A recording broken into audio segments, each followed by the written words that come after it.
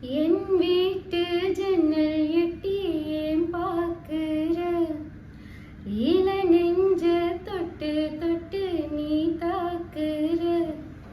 கண்ணாலே பேசாதே கல்யாணம் பேசு.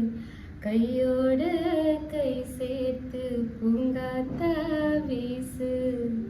மருதாணி அரைச்சி வச்ச மஞ்ச தண்ணி கரைச்சி வச்ச ராசா ராசா.